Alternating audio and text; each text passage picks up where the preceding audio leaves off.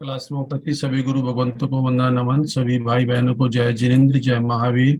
सरमन संघ online education के अंतर्गत धार्मिक शिविर चल रहा है, जिसकी प्रतिक्रमण के अंदर 5वीं क्लास है। आज इसके अंदर आप सभी का स्वागत है।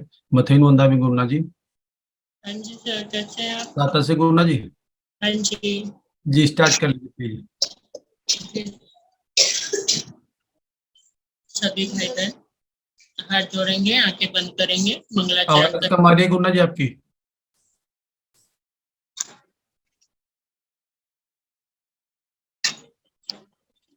अभी आ रही है सर? थोड़ा बेटर हो गया जी अब। जी। सभी हाथ जोड़कर नवकार महामंत्र का स्मरण करेंगे। नमो अरिहंतान, नमो सिद्धानंग, नमो अयरियान, नमो वज्रायानंग, नमो लोए सवे साहुनंग, नमो अरिहंतानंग, नमो सिद्धानंग, नमो अयरियानंग, नमो वज्रायानंग, नमो लोए सवे साहुनंग, नमो अरिहंतानंग, नमो सिद्धानंग, नमो अयरियानंग, नमो वज्रायानंग, नमो लोए सवे साहुनंग, सो पंच नमोकारो सवे पावकनाशन, मंगलानं च सवे से पाड़े मंगवाए मंगला, मंगलानं च सवे से पाड़े मंगवाए मंगला। बोलिए पंच परमेष्टि भगवान की। वितराग श्रवण भगवान महावीर स्वामी के पावन पवित्र श्री चरणों में कोटि से वंदन। वर्तमान आचार्य सम्राट पूज्य गुरुदेव श्री शिव मुनि जी महाराज साहब, आगम ज्ञाता आगम पुरुष उपाध्याय पर्व पूज्य गुरुदेव श्री जितेंद्र मुनि जी महाराज साहब, शर्मन संघ ऑनलाइन एजुकेशन के प्रणेता संघ से उपाध्याय पर्व पूज्य गुरुदेव श्री रविंद्र मुनि जी महाराज साहब के चरणों में अनंत अनंत वंदन नमन। वात्सल्य वारिधि उप प्रवर्तने गुणिमय श्री मंजू ज्योति जी महाराज साहब के चरणों में कोटि सहस्र वंदन नमन। इस जूम ऑनलाइन एजुकेशन प्रतिक्रमण की क्लास में आप सभी श्रद्धालुओं का, सभी धर्म प्रेमी भाई बहनों का, बच्चों का हार्दिक स्वागत है। आज हमारी प्रतिक्रमण की 5वीं क्लास है, जिसमें कि हमारे श्री आगमे से लेकर अरिहंतों से लेकर के 7 व्रत हो चुके हैं। श्रावक के 12 व्रतों में से 7 व्रत और 15 कर्मादान हो चुके हैं।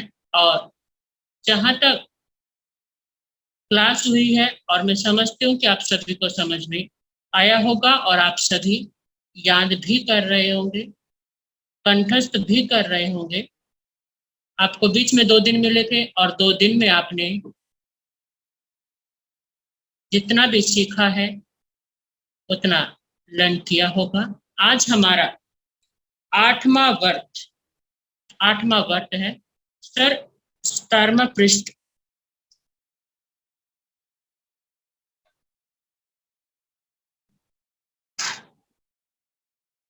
17वां पृष्ठ आप। जी जी, एक मिनट गुरुना जी। जी।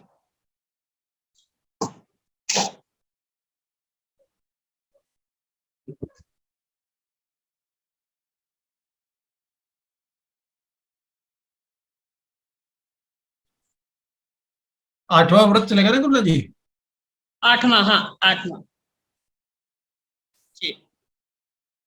हमारा 12 व्रतों में से आज 8वां व्रत है। 5 अनुव्रत हो गए और 3 गुणव्रत में से तीसरा व्रत है अनर्थ दंड वीरमन व्रत। अनर्थ दंड वीरमन व्रत सभी उच्चारण करेंगे। 8वां व्रत अनर्थ दंड वीरमन व्रत में जो कोई अत्याचार लगा हो तो आलो, काम विकार जगाने वाली कथा की हो, धन कुचेष्टा की हो, मुखरी वचन बोला हो, अधिकरण जोड़ रखा हो, उपभोग परिभोग अधिक बढ़ाया हो, इस प्रकार दिवस संबंधी अत्याचार दोष लगा हो तो तस् आलोम तस् निच्छामि दुक्कडम। आठवां व्रत अनर्थ दंड विरमण व्रत। अनर्थ दंड विरमण व्रत किसे कहते हैं? अनर्थ अर्थात व्यर्थ, जो कि बिना बात की। दंड अर्थात सजा देना। मन में दुर्भाव रखकर बिना गलती होते हुए उसको दंड देना अनर्थ दंड विरमण व्रत में आता। इस अनर्थ दंड विरमण व्रत में दुर्भावों का त्याग करना, अपनी कोई भी प्रिय वस्तु हो उसके टूटने पर पश्चाताप नहीं करना। कभी कभी हमारी कोई इतनी अच्छी चीज होती है, वस्तु होती है, चीज अर्थात वस्तु होती है जो कि टूट जाती है या गुम हो जाती है, तो हम पश्चाताप करते हैं, हम रोते हैं, हम ये सोचते हैं कि आकाश मैं ऐसा ना करता तो शायद ये चीज नहीं होती। काम विकार जगाने वाली कथा की हो। काम विकार, जिसको सुनकर मन में विकार भाव जागृत हो, ऐसी कोई भी ना तो बात करनी, ना चर्चा करनी और ना ही ऐसी कोई कथा सुनानी। ना सुननी, ना सुनानी, ना जो सुना रहा है उसकी अनुमोदना करनी। ये जितने व्रत हैं ये सारे के सारे 3 वचन पर चल रहे हैं, मन वचन और काया। ना करनी, ना करवानी, ना अनुमोदना करनी। भंड कुचेष्टा की हो अर्थात कोई भी ऐसा कार्य किया हो, करने की कोशिश की हो, कुचेष्टा कोशिश की हो, मुखरी वचन बोला हो अर्थात दिल दुखाने वाला वचन बोला हो। मुखरी मन के विपरीत, मुखरी मन के विपरीत कोई वचन ऐसा बोला हो। अधिकरण जोड़कर रखा हो। अधिकरण मतलब जरूरत से ज्यादा अधिक, जरूरत से अधिक जोड़कर रखा हो। उपभोग परिभोग अधिक बढ़ाया हो। उपभोग परिभोग हमारा इससे पहले 7वां व्रत था। उपभोग परिभोग का जो था वो उपभोग परिभोग अधिक बढ़ाया हो अर्थात बहुत सारी चीजें जोड़कर रखी हो, परिग्रह बढ़ाया हो। और एक उपभोग परिभोग का एक बीच में एक शब्द आता है तुच्छोषति, अर्थात जो कि ग्रहण करने योग्य कम और फेंकने योग्य ज्यादा। फेंकने के लिए कम, फेंकने के लिए ज्यादा और खाने के लिए कम, ऐसी वस्तु भी हमें यूज नहीं करनी। ये उपभोग परिभोग में भी आता है। और उपभोग परिभोग अर्थात परिग्रह अधिक बढ़ाया हो, बार बार यूज आने वाली चीज अधिक रखी हो और कम यूज आने वाली चीज कम रखी हो। ऐसी जो कम आने वाली चीज हो वो अगर हम अधिक रख लेते हैं तो उपभोग परिभोग में दोष कम लगता है। लेकिन अगर हम कम यूज आने वाली चीजों को अधिक बांध कर रखते हैं, अधिक ला करके रखते हैं, तो हमारे अनर्थ दंड विरमण व्रत का भी दोष लगता है। इस प्रकार दिवस संबंधी, इस प्रकार दिन संबंधी अतिचार, पूरे दिन में कोई भी दोष अतिचार दोष लगाया हो तो तस कालो तस मिच्छामि दुक्कडम, मन वचन काया से मैं क्षमा याचना करता हूँ। और बच्चों की भाषा में, आज की भाषा में बोले तो मैं सभी जीवों से सॉरी कहता हूँ या सॉरी कहती हूँ। 8वां व्रत अनर्थ दंड विरमण व्रत में जो कोई अतिचार लगा हो तो आलो काम विकार जगाने वाली कथा की हो, भंड कुचेष्टा की हो, मुखरी वचन बोला हो, अधिकरण जोड़कर रखा हो, उपभोग परिभोग अधिक बढ़ाया हो, इस प्रकार दिवस संबंधी अतिचार दोष लगा हो तो तस आलो तस मिच्छामि दुक्कडम। ये हमारा 8वां व्रत हो गया। अब हमारा आता है 9वां व्रत। 9वां व्रत हमारा है सामायिक। सर थोड़ा सा ऊपर करें। 9वां व्रत सामायिक, सामायिक विरमण व्रत। सामयिक विनिर्मण व्रत क्या है, पहले इसका उच्चारण करेंगे हम सभी। नौमा व्रत सामयिक में जो कोई अतिचार लगा हो तो आलम मन वचन और काया के अशुभ योग पर वर्ताए हो, सामयिक में स्मृति न रखी हो, समय पूर्ण हुए बिना सामयिक पारी हो, इस प्रकार दिवस संबंधी अतिचार दोष लगा हो तो तसालु तस्मिच्छामि दुक्कडम। अब इसमें क्या है, नौमा व्रत सामयिक। नौमा व्रत सामयिक क्या है, सामयिक मतलब अगर कोई भी श्रावक या श्राविका ने 12 व्रत ग्रहण किए हुए हो तो उस श्रावक उस श्राविका को पंचमी, अष्टमी, चौदस, पूर्णमासी, अमावस्या और महीने में पक्की जो 2 आती हैं उस पर प्रतिक्रमण करना आवश्यक है, और उसके साथ सामायिक करना भी बहुत जरूरी है। वैसे तो श्रावक व्रत ग्रहण करने के बाद एक सामयिक सुबह और एक सामयिक शाम को होनी चाहिए, लेकिन अगर हम रूटीन में सामयिक नहीं करते हैं और हमने श्रावक के 12 व्रत ग्रहण किए हैं तो उन 12 व्रतों में हमें एक सामयिक करनी चाहिए। लेकिन फिर भी अगर हम एक सामयिक नहीं कर पाते हैं तो हमें कम से कम पंचमी, अष्टमी, चौदस, पूर्णमासी, अमावस्या इन तिथियों पर हमें सामयिक अवश्य करनी चाहिए। सामयिक मुखपट्टी का उपयोग करना चाहिए, दिन में एक सामयिक करनी चाहिए। पूर्व तिथियां जो आती हैं, तिथि जो होती हैं उस पर भी हमें सामयिक करनी चाहिए। इस प्रकार मन वचन और काया के अशुभ योग प्रवर्ताए हो, मतलब अशुभ योग कोई भी ऐसे अशुभ योगों में सामयिक ही हो, सामयिक की स्मृति न रखी हो, सामयिक ले ली लेकिन सामयिक हम रोज करते हैं और हमारा व्रतों का नियम भी है, लेकिन सामयिक करने की स्मृति ना रखी हो, मतलब याद ना रखा हो। कभी कभी एकदम अचानक याद आ जाता है और याद आने के बाद सोचते हैं, आलस में आ जाते हैं, प्रमाद में आ जाते हैं और हम क्या कहते हैं, अरे चलो आज रहने दो, एक बार ही तो याद आया, कोई बार बार कोई याद आया। स्मृति अर्थात याद आना, याद ना रखी हो। समय पूर्ण हुए बिना सामयिक पारी हो, सामयिक ले ली और बार बार घड़ी पर नजर जा रही है कि समय कितना हो गया, समय कितना हो गया।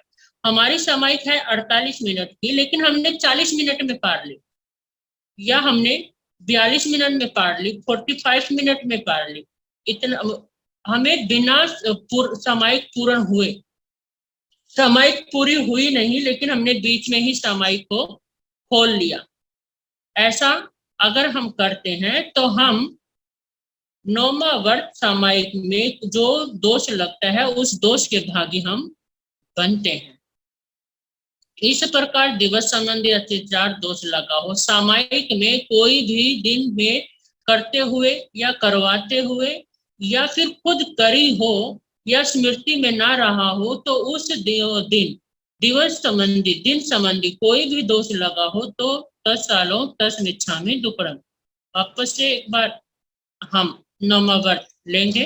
नौमा व्रत सामयिक में जो कोई अतिचार लगा हो तो आलो मन वचन और काया के अशुभ योग पर वर्ताए हो, सामयिक में स्मृति न रखी हो, समय पूर्ण हुए बिना सामयिक पारी हो, इस प्रकार दिवस संबंधी अतिचार दोष लगा हो तो तत्सालो तस्मिच्छामि दुक्कडम। अब हमारा आता है 10वां व्रत। 10वां व्रत दशावकाशित व्रत। दशावकाशित व्रत किसे कहते हैं, पहले उच्चारण करेंगे। 10वां व्रत दशावकाशित में जो कोई अतिचार लगा हो तो आलो नियमित सीमा के बाहर की वस्तु मंगवाई हो, भिजवाई हो, शब्द बोलकर चेताया हो, रूप दिखाकर के अपने भाव प्रकट किए हो, कंकर आदि फेंककर दूसरों को बुलाया हो, इस प्रकार दिवस संबंधी अतिचार दोष लगा हो तो तत्सालो तस्मिच्छामि दुक्कडम। 10वां व्रत दशावकाशित। दशावकाशित यानी क्षेत्र की, स्थान की, नगर की मर्यादा रखना। दशावकाशित मतलब क्षेत्र की जगह की, स्थान की या उस नगर की मर्यादा रखना 10 अवकाशित वर्त है। और इसमें क्या है, नियमित सीमा के बाहर, जो हमारी सीमा है, मतलब हमें इस नगर से दूसरे नगर तक की हमारी सीमा है, उस सीमा के बाहर कोई भी वस्तु मंगवाई हो या कोई वस्तु भिजवाई हो, शब्द बोलकर चेताया हो। शब्द, कोई भी शब्द ऐसा बोला हो उसको बोलकर, जैसे कि धमकी भरे शब्द बोलकर चेताया हो, तू ऐसा नहीं करेगा ना तो देख ले तेरी वो बात प्रकट कर दूंगा, मतलब ऐसा कोई शब्द बोल करके हमने कुछ ऐसा शब्द बोला हो, चेताया हो, रूप दिखा करके अपने भाव प्रकट किए हो। मतलब कभी कभी हमें रूप का अहंकार हो जाता है और हमें हमें लगता है कि हमारे से ज्यादा सुंदर कोई भी नहीं है, तो ऐसा रूप दिखाकर अपने भाव प्रकट किए हूँ कि हाँ मेरे जैसा सुंदर कोई नहीं है और मैं बुलाना चाहता हूँ या बुलाना चाह रही हूँ और ये देख ही नहीं रहा, तो उसे हमने शब्द कुछ भी ऐसा बोला हो, कंकर आदि फेंक कर दूसरे को बुलाया हो, कोई हमारी तरफ देख नहीं रहा, ध्यान नहीं दे रहा और उसको हमें बुलाना है, तो हम कभी कभी सभ्य भाषा में नहीं जाते, नहीं बोलते, तो हम क्या करते हैं, पत्थर उठाते हैं, कंकर उठाते हैं और दूर से ही खड़ा होकर के उसके ऊपर फेंक देते हैं और फेंक करके मतलब उस पर मार देते हैं, और ऐसा ऐसी कंकर मार करके हमने किसी को दूसरे को बुलाया हो, तो ऐसे में और दशावकाशित दिशाओं के साथ भी हमने छठा वर्त दिशाओं का पढ़ा था और उसमें हमारा दिशाओं का वर्णन आया था, लेकिन इसमें दशावकाशित वर्त में दिशाओं का इसलिए आया, दशावकाशित दिशाओं का इसलिए आया है क्योंकि हमारी सीमा के बाहर, सीमाएं कैसी होती है, दिशाओं की तरफ ही होती है ना, अगर हम पूर्व में गए तो वो भी दिशा हो गई, लेकिन उस क्षेत्र से बाहर गए, वो क्षेत्र भी हो गया, स्थान भी हो गया, नगर भी हो गया और सीमा भी, दिशा भी हो गई। छठा वर्त हमारा दिशा परिमाण वर्त भी इसमें साथ में सम्मिलित हो जाता है, क्योंकि दिशाओं के साथ स्थान का संबंधित होना अनिवार्य है, क्योंकि हम जब जाएंगे तो हम दिशा, नगर हमने तय कर लिया कि हमें इस नगर में जाना है हमें, लेकिन कौन सी दिशा में ये नगर पड़ता है वो भी अनिवार्य है, तो उसकी सीमाओं का भी ध्यान रखना। कभी जैसे हमने छठा वर्त लिया हुआ है कि हम मुझे इस दिशा में इतने किलोमीटर तक ही जाना है, लेकिन वो नगर उस किलोमीटर जितनी आपने मर्यादा रखी, सीमा रखी है कि किलोमीटर की, पर वो नगर उस सीमा से बाहर है, उस दिशा से उतना दूर है, तो आपको छठा जो वर्त है वो भी आपको देख करके दिशा के संबंधित में जब आप नियम लेते हैं तो मर्यादाओं का उसी प्रकार से ध्यान रखेंगे अगर आपको नगर में जाना हो। तो 10वां वर्त दशा अवकाशित में जो कोई अतिचार लगा हो तो अनु नियमित सीमा के बाहर की वस्तु मंगवाई हो, भिजवाई हो, शब्द बोलकर चेताया हो, रूप दिखा करके अपने भाव प्रकट किए हो, कंकर आदि फेंक कर दूसरों को बुलाया हो, इस प्रकार दिवस संबंधी अतिचार दोष लगा हो तो तत्सालों तस्मिच्छामि दुक्कड़म। अब आता है हमारा 11वां वर्त। 11वां वर्त प्रतिपूर्ण पोषद, प्रतिपूर्ण पोषद 11वां वर्त।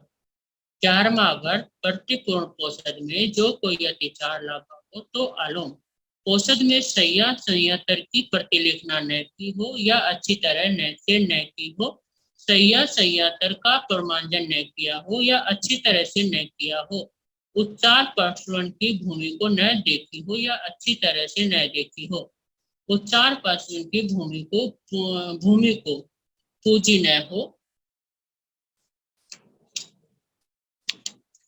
पूजी न हो, अच्छी तरह से न पूंजी हो, पोषद का सम्यक प्रकार से पालन न किया हो, इस प्रकार दिवस संबंधी अतिचार दोष लगा हो तो तस आलोम तस मिच्छामि दुक्कड़म।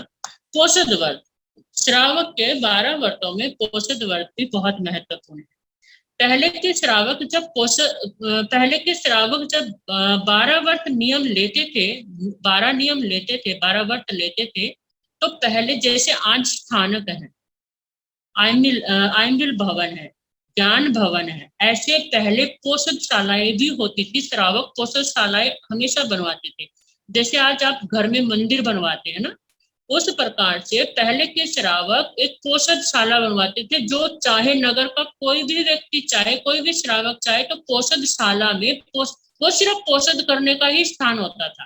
पोषदशाला अर्थात जहां सिर्फ पोषद ही किया जा सकता था, सिर्फ धर्म ध्यान ही किया जाता था, अन्य कोई क्रिया नहीं, कोई प्रवचन नहीं, कुछ ऐसा नहीं, सिर्फ पोषद ही करते थे, इसलिए उसका नाम पोषदशाला होता है। तो पोषद करते थे। तो श्रावक के 11वें व्रत में पोषद का जो आया है, उसमें हम पोषद हमारा 2 प्रकार का होता है, एक 4 पहर का होता है और एक अष्टपहर का होता है। जो अष्टपहरी पोषद करते हैं वो चौबिहारी उपवास के साथ भी करते हैं, चौबिहारी व्रत के साथ भी करते हैं और त्रिबिहारी व्रत के साथ भी करते हैं। लेकिन पोषद हमारा ज्यादातर व्रत में होता है, उपवास में होता है। आज हम एंजल में कर लेते हैं, एकादशी में कर लेते हैं, एक समय का भोजन रख लेते हैं, लेकिन वो हम 4 पहरी करते हैं। 4 पहरी मतलब रात के 4 पहर जो होते हैं, सिर्फ उसमें ही हम पोषद करते हैं। अष्टपहरी आज सुबह शुरू हुआ और कल सुबह पूरा होगा, उसको कहते हैं अष्टपहरी। शाम को शुरू हुआ और कल सुबह समाप्त हुआ, वो होता है 4 पहरी। 24 घंटे में हमारे 8 पहर होते हैं। 24 घंटे में हमारे 8 पहर होते हैं और 8 पहरी पोषद होता है। जो चौबिहारी पोषद करते हैं वो पानी नहीं लगाते। खाने की बात तो बहुत दूर की है। उसमें जैसे कि इसमें बताया ना, पोषद में सैया तत्व की प्रतिलेखना न की हो या अच्छी तरह से न की हो। एक तो हमने किसी से कह के बिछवाया, जैसे कि कोई बड़े बुजुर्ग कर रहे हैं, मतलब जैसे कि आपके फादर कर रहे हैं और आपके फादर ने आपको बोला कि बेटा मेरा ना स्थानक में गद्दा बिछवा दे, या आपकी सासू माँ कर रही है और उनको आपने बोला कि बहू को बोला कि मेरा वहां पर कपड़े वस्त्र भिजवा देना, उन्होंने आपका बिस्तरा लगा दिया, उन्होंने लगाया कि आप सो जाओगे, अच्छे से सो जाओ, उन्होंने अपनी जिम्मेवारी निभाई। लेकिन जिस सैया पर, जिस स्थान पर हमें सोना है, उस स्थान को तैरते पहले प्रतिलेखना करना, जैसे कि पूंजनी से कर लो, जैसे पूंजनी से ही करते हैं। लेकिन कई स्थानकों में बिना वस्त्र के, बिना साधु के, उसके वैसे डंडी में एक पूंजनी की तरह ओगा बांधा हुआ होता है और उससे उस स्थान की प्रतिलेखना करते हैं। उसके बाद सैयतर की प्रतिलेखना ना की हो और अच्छी तरह से ना की हो। सैयतर अर्थात जिस वस्त्र को आपको बिछाना है और ओढ़ना है, उसको आप, उस वस्त्र को आपको अच्छे से देखना है, भालना है और उसको पूंजनी से प्रतिलेखना करनी है, खोलना है आपको वो, और खोल करके ध्यान से लिख करके वापस से भले ही उसकी तय कर लो, उसके बाद आपने उसको यूज करना है। सैयतर का प्रमार्जन नहीं किया हो, अर्थात जिस स्थान पर आपको सोना है उस स्थान की आपको सिर्फ उस भूमि की क्या करनी है, परिमार्जन करनी है, परिमार्जन करना है। कैसे कि आपको उस जगह को इतना रखना है जितना आप सो सको, जितनी जगह आप सो सको। पूरा हॉल होता है और आप पूरे हॉल में तो सो गए नहीं, लेकिन जितनी जगह में आपको सोना है उतने का आगार आपको रखना है। और आपको वॉशरूम जाना है या कहीं पर बाहर जाना है वॉशरूम के लिए, तो उस स्थान तक का आपको उतनी ही जगह, जैसे कि इतनी सी जगह में आप जा रहे हैं तो उस जगह का आगार रखना, जितनी जगह में आप सो रहे हैं उतनी जगह का आगार रखना। बाकी जो हॉल में बाकी की जगह है उसका आपको त्याग करना है पोषद में। उच्चार पर्सन की भूमि को न देखा हो या अच्छी तरह से ना देखा हो। ये जितने भी, जैसे पहले सैया का आया, फिर वस्त्र का आया, उसके बाद भूमि का, अभी भूमिका, जहां उच्चार किसको कहते हैं, जो बोलने का है, मतलब जहां हम प्रतिक्रमण करते हैं उस चार पार्श्वों की भूमि को न दिखाओ। प्रतिक्रमण के स्थान जहां हम प्रतिक्रमण कर रहे हैं उस स्थान को अच्छी तरह से देखा ना हो। जहां हम पूजा पाठ करते हैं उस स्थान को अच्छे से ना देखा और उसकी प्रतिलेखना ना की हो, तो फिर भूमि को पूजी ना हो, मतलब पोछा ना हो, साफ ना किया हो उस भूमि को, और पोषद का सम्यक रूप से पालन ना किया हो। पोषद का सम्यक रूप से पालन ना किया हो, अर्थात पोषद तो ले लिया, पोषद लेने के बाद मन में ये ख्याल आया, अरे इससे तो अच्छा 4 कैरी ले लेता, कैरी क्यों लिया, अरे कोई नहीं आज नहीं करे तो अगले साल कर लेते, नहीं तो चतुर्मास की समाप्ति पे ही कर लेते। पोषद लेने के बाद मन में कोई भी ऐसा पोषद को लेकर भाव नहीं आना चाहिए जिससे कि आपको पोषद व्रत में दोष लगे। आपने पोषद लिया है और आप सम्यक प्रकार से मन, वचन और काया तीनों योगों से उसका पालन कर रहे हैं। अगर उसको पालन करने में कोई भी दोष मुझे लगा हो तो मन, वचन, काया से दिवस, इस प्रकार दिवस संबंधी अतिचार दोष लगा हो तो तत्कालों तस्मिच्छामि दुक्कडम। 11वां वर्ष प्रतिपूर्ण पोषद में जो कोई अतिचार लगा हो तो आलो। पोषद में सैया सैया तारक की प्रतिलिखना न की हो या अच्छी तरह से न की हो। सैया सैया तारक का परमार्जन न किया हो, अच्छी तरह से न किया हो, उच्चार पाषण की भूमि को न देखी हो या अच्छी तरह से ना देखी हो, उच्चार पार्श्वन की भूमि को पूंजी ना हो या अच्छी तरह से पूंजी ना हो, पोषद का सम्यक प्रकार से पालन न किया हो, इस प्रकार दिवस संबंधी अतिचार दोष लगा हो तो तत्सालों तस्मिच्छामि दुक्कडम। मन, वचन, काया से मैं पोषद का पूर्ण पालन करता हूँ। अगर उसको पालन करने में कोई भी मेरे मन को या वचन को या काया को दोष लगा हो तो मैं बारंबार मिच्छामि दुक्कडम, तस्मिच्छामि दुक्कडम करता हूँ या करती हूँ। ये हमारा 11वां व्रत है। अब हमारा आता है 12वां व्रत। सर ऊपर करना है।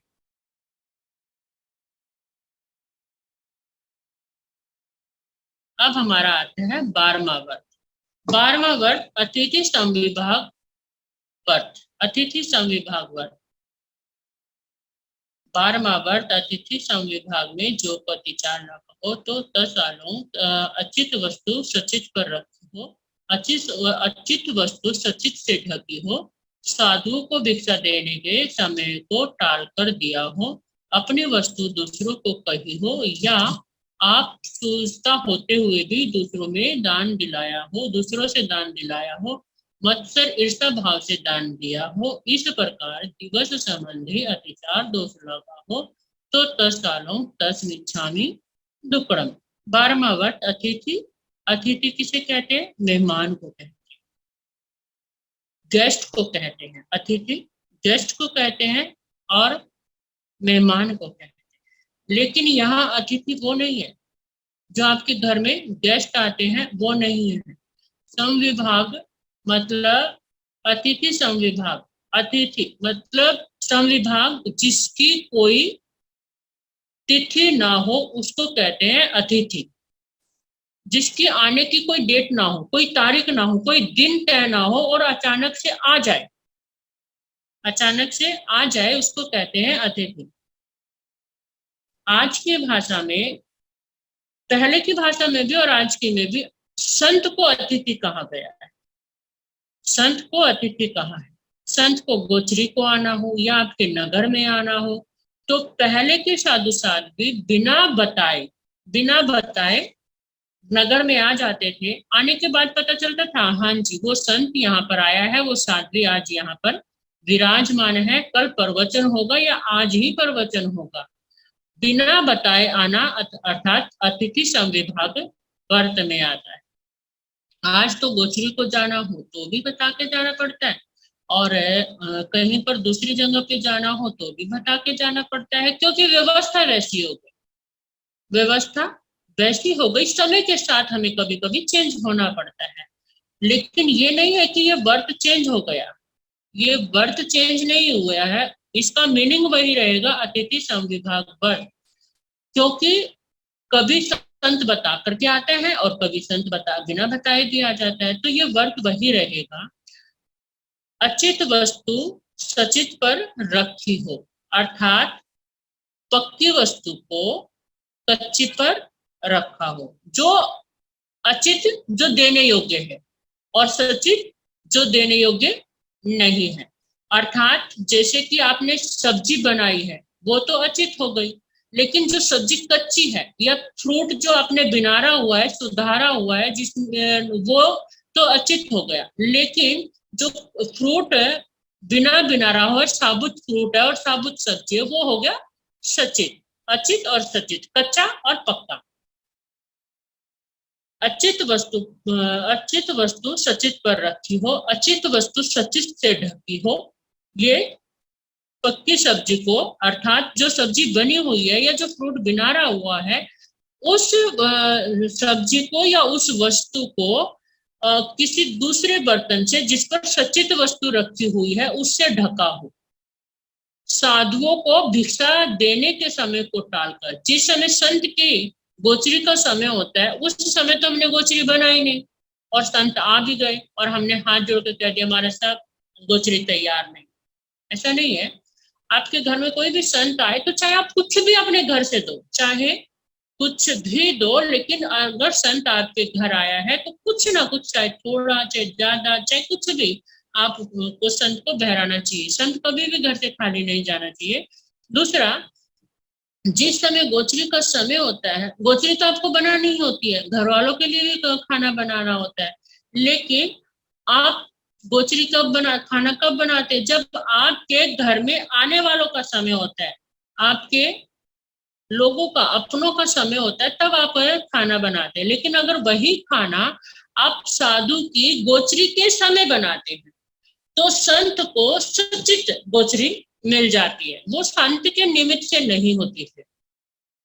संत के समय को, मतलब संत की, साधु की गोचरी के समय को टाल करके आपने फिर खाना बनाया हो, अपनी वस्तु दूसरों की कही हो, जो अपनी वस्तु है वो दूसरे को की कह दी हो, या दूसरे की वस्तु अपनी कही हो, या आप सूझता होते हुए भी, मतलब आप गोचरी दे सकते हैं, आप दान दे सकते हैं, लेकिन आलस में या प्रमाद में या आपका मन नहीं है, तो आपने किसी सर्वेंट को बोल दिया या किसी को बोल दिया कि गोचरी तैयार है, अगर गुरु महाराज आए तो एक काम करना, उनको गोचरी दे देना, पर मुझे आवाज मत लगाना। आप सूझते हैं, आप गोचरी दे सकते हैं, लेकिन आलस के वशीभूत होकर के, कभी कभी आलस होता है, कभी कभी तबियत ठीक नहीं होती, जो तबियत ठीक नहीं होती तो उसकी बात अलग है, लेकिन अगर तबियत ठीक हो और फिर भी हमसे, हमारे हाथ से मोबाइल छूट नहीं रहा है और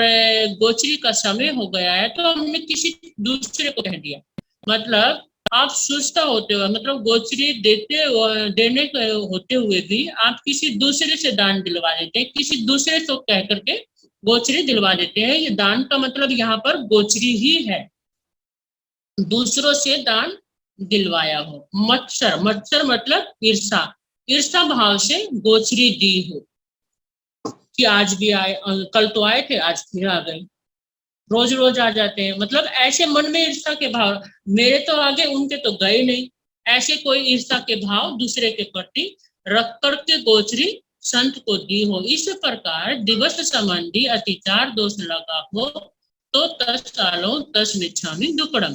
12वां वर्त अतिथि समविभाग में जो कोई अतिचार लगा हो तो आलोम।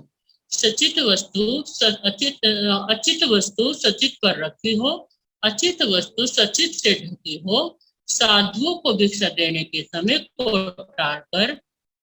को टालकर दिया हो, अपनी वस्तु दूसरों की कही हो, या आप सुस्ता होते हुए भी दूसरों से दान दिलाया हो। मत्सर ईर्षा भाव से दान दिया हो। इस प्रकार दिवस संबंधी अतिचार दोष लगा हो तो 10 सालों 10 मिच्छामि दुक्कड़म। इन 12 वर्तों में से कोई भी वर्त में, अगर मैंने वर्त धारण किए हुए हैं और इन 12 वर्तों में मुझसे कोई भी वर्त पालन करने में कोई भी दोष लगा हो तो मैं मन वचन काया तीनों योगों से बारंबार मिच्छामि दुक्कडम करता हूँ, अर्थात क्षमा याचना करता हूँ। ये आपके 12 व्रत हो गए। 12 व्रतों के साथ एक बात सभी से कहना चाहूंगी, अगर आप 12 व्रत ग्रहण करते हैं, चाहे आप कर्णाटीपात करें, चाहे आप मिर्सावाद करें, चाहे आप अतदान करें, चाहे आप मिथुन का करें, मतलब 12 व्रतों में से आप कोई भी व्रत ग्रहण करें। अगर आप 12 व्रत ग्रहण करते हैं तो बहुत अच्छी बात है, लेकिन अगर आप 12 व्रत ग्रहण नहीं करते हैं, 12 व्रतों में से कुछ भी व्रत, जैसे सामायिक है, पोषद है, कि साल में एक बार तो पोषद मुझे करना ही करना है। समश्री तो आती है, समश्री पे पोषद होता ही होता है, तो समश्री पर आपको पोषद करना ही करना है, ऐसा विचार करना। 12 व्रतों में से आप कोई भी व्रत ग्रहण करते हैं, व्रत ग्रहण करते हुए एक बात का आप अवश्य ध्यान रखेंगे कि आपने 12 व्रत जब ग्रहण करते हैं तो अरिहंत भगवान की आज्ञा से, गुरु की साक्षी से, मैं इस व्रत में ये सीमा रख रहा हूँ, ये मर्यादा रख रही हूँ कि हाँ, जैसे कि कोई वस्तु आपको रखनी है तो 12 वस्तु या 15 वस्तु या 50 वस्तु आपने रखी है, उन 50 वस्तु रख करके बाकी सबका मैं त्याग करता हूँ। लेकिन फिर भी भूल चूक से, जानबूझ करके नहीं, भूल चूक से अगर मुझसे कोई गलती हो जाती है तो मैं उसका प्रायश्चित करने के लिए तैयार हूं, और आपको प्रायश्चित करना भी चाहिए। प्रायश्चित अपने अपने हिसाब से होता है। जैसे अगर आपने सामायिक भंग की है, अगर आपने बिना समय हुए सामायिक को पारा है तो एक सामायिक भंग करने का दोष है कि आपको उस पर 11 सामायिक करने। एक सामायिक बिना पूरी हुए अगर आपको दोष लगता है तो एक सामायिक बिना पूरी हुए पारने का प्रायश्चित है कि आपको 11 सामायिक उस सामायिक के बदले आपको करनी है। और मन में कुछ भी ऐसा भाव नहीं रखना, अरे मैं समय देख लेती, कम से कम समय से हो जाता तो 11 सामायिक ना करनी पड़ती, ऐसे भाव नहीं रखने। अगर प्रायश्चित आया है, अगर गलती हुई है तो उस गलती को सहर्ष स्वीकार करके उसका प्रायश्चित करना। अगर आप सहर्ष उसका प्रायश्चित स्वीकार करते हैं तो आप के जो पाप कर्म बंद हुए हैं, उन पापों में आपके दोष हल्के भी होंगे, आपके कर्म हल्के भी होंगे, और कहीं कहीं अगर एक ही योग का लगा है दोष, तो हमारे कभी कभी वो योग, वो कर्म कट भी जाते, खत्म भी हो जाते हैं। जैसे कि राजा श्रेणी के 6 नरकों के बंधन कट गए थे, सिर्फ एक नरक का बंधन बाकी रहा, उनके भी तो हुए। तो ऐसे हमारे भी हो सकते हैं, लेकिन अगर हमें सच्चे हृदय से, सच्चे दिल से हमें प्रायश्चित करना जरूरी है। व्रतों में अगर आपको दोष लगा हो या ग्रहण किए हुए हो तो आप अपने व्रत का ध्यान रखें कि आपने इसमें आगार रख करके आपको व्रत लेना है, क्योंकि ये जिंदगी है और जिंदगी में कब किस समय का जरूरत पड़ जाए कह नहीं सकते। तो आप व्रत के हिसाब से आप अपना आगार रखेंगे। तो ये हमारे हुए 12 व्रत। 12 व्रत के साथ अब हमारी आती है संलेखना के 5 अतिचारों का पाठ। 5 अतिचारों का पाठ संलेखना के। सर करूं क्या आगे?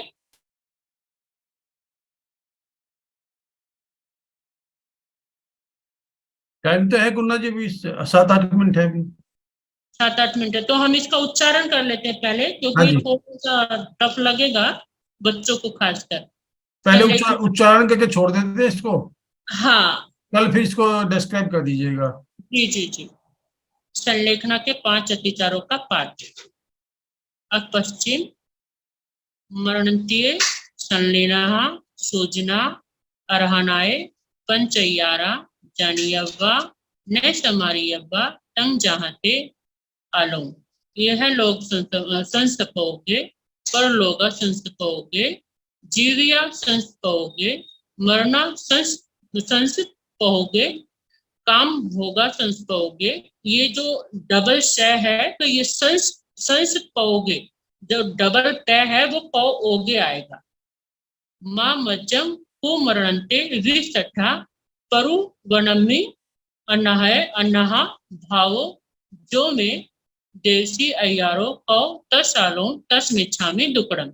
पुनः एक बार करेंगे। अपच्छिम मरणतीय संलेहना सूजना अरहनाय पंचय्यारा जानियव्वा न समायरियव्वा तंग जहां ते आलों।